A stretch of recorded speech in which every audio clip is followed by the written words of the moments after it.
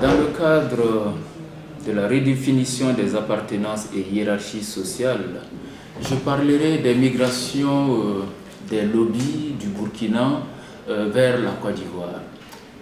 Il faut dire que les lobbies constituent un groupe à cheval entre le Ghana, le Burkina et la Côte d'Ivoire. Et le type de migration dont je vais parler, en fait, ne rentre pas dans le cadre de la migration de peuplement. Autrement dit, je vais surtout m'appesantir sur la migration que je vais appeler la migration de travail. Alors, pour cette migration de travail, il faut dire que les lobbies constituent un groupe, comme le dirait un chercheur qui a travaillé bien longtemps avant moi, c'est un groupe qui est voué à la migration. Alors du coup, étant moi-même membre du groupe, étant lobby moi-même, j'ai donc fait une certaine anthropologie de l'intérieur. Autrement dit, une endo-anthropologie qui a consisté pour moi de savoir comment ce groupe, qui est voué à la migration, pour parler comme Derrida, un groupe voué à la dissémination, pourrait recomposer, reconstituer son identité en situation de migration.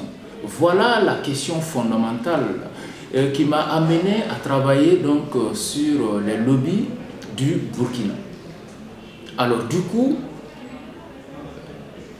mes travaux donc vont m'amener vers le sud ivoirien, notamment dans la région d'Abengourou, où j'ai fait mes observations et mes travaux de terrain. Alors il ressort que ce groupe, qui est très migrant, va utiliser un certain nombre de ressources identitaires, pour parler un peu comme Michel Auriol. Le groupe va utiliser un certain nombre de ressources identitaires afin de faire le branchement avec son milieu d'origine.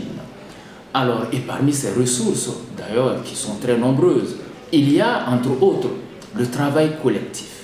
Le travail collectif autour duquel les migrants vont se retrouver, échanger, parler de leur milieu d'origine, parler de leur vie en communauté, en Côte d'Ivoire, etc. Il y a, entre autres, ce que je vais appeler le mariage. Le mariage endogamique. Entre griffes, ce n'est pas l'endogamie comme on pourrait l'entendre dans certains contextes, mais l'endogamie pour dire tout simplement le mariage à l'intérieur du groupe lobby. Alors, ces migrants vont valoriser le mariage à l'intérieur du groupe parce que quelque part, quand on se marie à une femme lobby, il y a tout un ensemble d'attentes qui sont là et qui ferait de telle sorte que on aura un certain nombre de raccourcis qu'on n'aura pas si on se mariait à une femme d'une autre communauté, etc.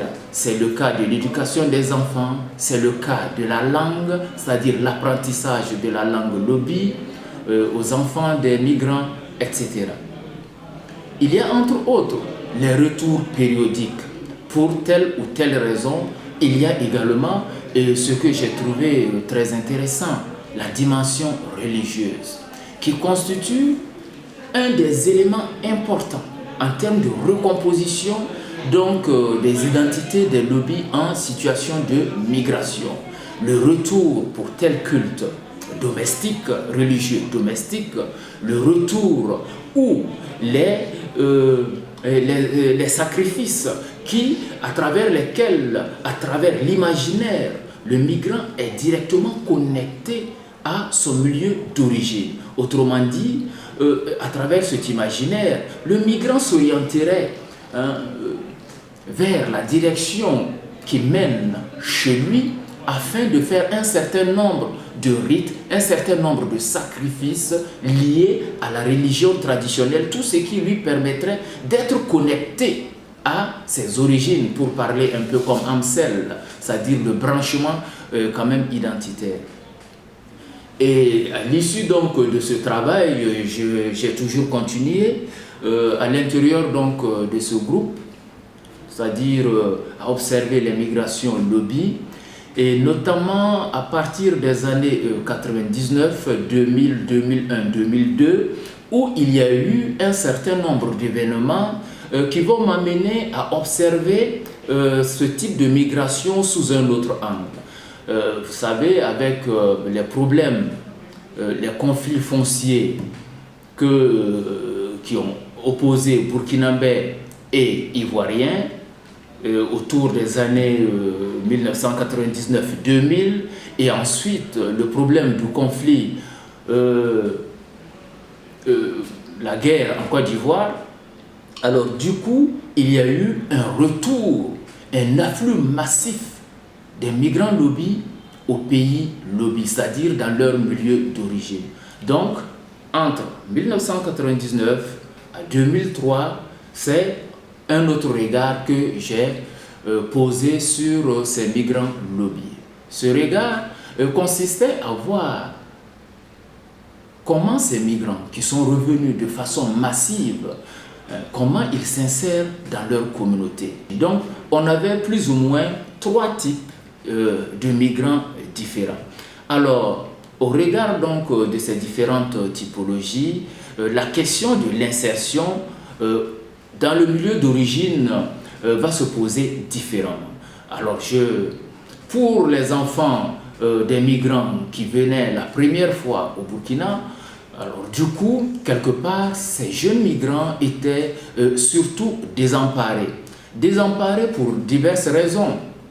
Parce que quelque part, ils sont fils de migrants, mais en Côte d'Ivoire, on ne les prend pas pour des Ivoiriens, mais on les considère toujours comme ceux qui sont venus d'ailleurs. Et quand ils sont arrivés chez eux où ils pensent être leur milieu d'origine, en tout cas le milieu d'origine de leurs parents, et quelque part, ils sont restés aussi étrangers. Donc, rejoignant un peu les propos de Sayad, ils ont senti cette double absence. L'absence dans le milieu où ils étaient avec leurs parents, où ils sont nés, c'est-à-dire en Côte d'Ivoire, et quand il a fallu qu'ils rentrent chez eux, ils ont été quelque peu absents. Donc ça, c'est le premier type. Alors, le second type, c'est les migrants qui ont coupé tous les liens avec le milieu d'origine. Voilà aussi des migrants qui vont se retrouver dans une espèce d'apesanteur. Ils se retrouvent dans une espèce d'apesanteur où, quelque part, ils ont été accueillis difficilement parce qu'ils ont coupé tout lien avec leurs proches qui sont restés au milieu d'origine. Ils ne donnaient plus de nouvelles d'eux, etc. Alors, du coup, parmi ces migrants, il y a eu un certain nombre qui n'ont pas pu négocier leur retour au pays d'origine, leur retour au pays natal. Alors, pour faire allusion à Aimé Césaire, du coup, un certain nombre de ces migrants, il y a un certain nombre qui se sont suicidés. Il y en a aussi qui sont restés dans une forme d'errance, pour ne pas parler de folie. Certains et beaucoup d'entre eux sont devenus fous parce qu'ils n'ont pas su négocier leur insertion dans le milieu d'origine, ou aussi on ne leur a pas fait de place quelque part, où ils se sont sentis absents de toutes les instances sociales de leur communauté. Alors l'autre groupe, ceux qui venaient, qui repartaient, qui ont toujours su garder un lien avec leur milieu d'origine, ces migrants ont eu très peu de problèmes. Parce que, quelque part, ce retour ne changeait pas grand-chose à leur vécu de tous les jours, à leur monde de vie de tous les jours. Parce qu'ils revenaient, ils retournaient. Pour la plupart, c'est des migrants qui ont investi chez eux, ou soit ils ont construit, ou ils participaient aux frais, aux soins des parents, etc. Donc sur ce plan, les migrants qui avaient gardé un pied ou disons relations avec leur milieu d'origine qui revenaient assez régulièrement ont eu très peu de problèmes d'insertion. Alors l'autre volet qui m'a intéressé, au-delà de l'insertion, quels sont les éléments qui sont utilisés par ces migrants pour s'insérer? Alors, ces migrants donc vont apporter un certain nombre d'expertises. Un certain nombre d'expertises que les non-migrants ou même ne connaissaient pas, hein, n'allaient jamais développer du fait de leur vie entre griffes sédentaire. Alors, les migrants vont apporter un certain nombre de connaissances de façon générale. On dira que les lobbies ne savent pas se débrouiller dans le domaine du commerce. Par contre, le constat que nous avons fait, quand les migrants sont revenus de la Côte d'Ivoire, il y avait parmi eux des commerçants, des gens qui sont venus développer le commerce parce que avant cette vague de migrants, quand on parlait du commerce, des boutiques, etc., on ne voyait que le migrant Mossi venu du plateau central ou du nord, c'est-à-dire de la région de Waïguya. Aujourd'hui, l'activité commerciale, dans l'activité commerciale, vous trouverez beaucoup de lobbies et à côté d'eux aussi les Mossi qui sont venus du plateau central.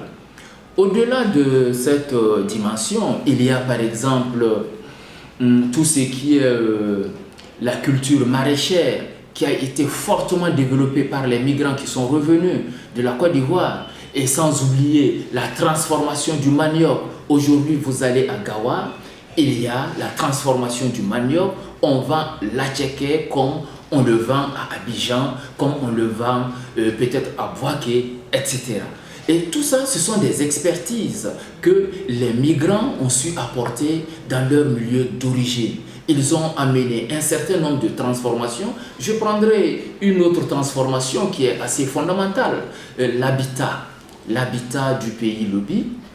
Aujourd'hui, où on a tendance à voir, c'est-à-dire la disparition graduelle, mais qui est assez réelle, de l'habitat traditionnel lobby au profit d'un certain type d'habitat que les migrants nous ont ramené de la Côte d'Ivoire. C'est-à-dire l'habitat, d'abord c'était l'habitat à deux pentes, et ensuite l'habitat en une pente, mais je vais dire c'est la maison en dur et non la maison en banco de type lobby.